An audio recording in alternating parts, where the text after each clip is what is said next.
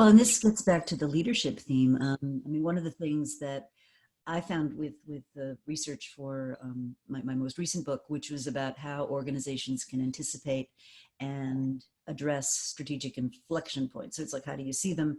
How do you decide what to do about them? And then how do you bring the organization with you? But one of the things that came across very clearly in that book was the messages that things are changing take place at the edges of your organization. You know, they don't sort of present themselves in a neat package at the conference table at headquarters. And so how do you hear, you know, those kinds of improvisation, those kinds of signals that things are really changing? A couple of the other assumptions that I think we're going to have to start rethinking are, I mean, take the age-old complaint about women being interrupted, or a woman has an idea and a man says the same thing 5 minutes later and it's received wisdom. And one of the interesting issues that I've been kind of noodling about is if we're doing this kind of communicating, you know, and it's intermediated or it's moderated or everybody's got to take a turn, that sort of behavior is going to be much less prevalent, because we've got now this intervening infrastructure which basically says, if I talk over you, nobody can hear, or if the moderator doesn't give everybody airtime, it's not going to be a successful meeting.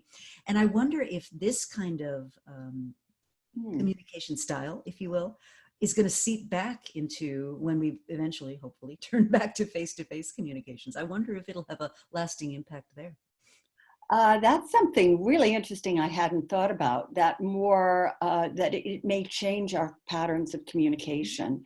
We're getting more accustomed to communicating in forums like this, online in a way, and exactly the protocols of not, you know, mute yourself when you're not talking.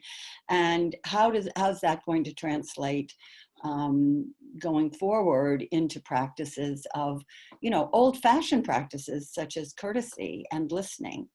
I think that there's a chance that it's not just that organizations will spontaneously say, oh, we need to get better at listening, and you know, they say that already, and then are they not? Sometimes they are.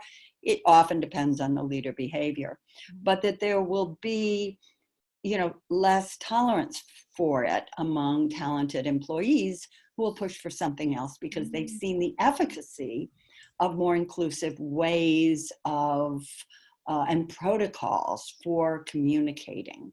So I think that there will be some changes in those protocols, and it will be all to the good.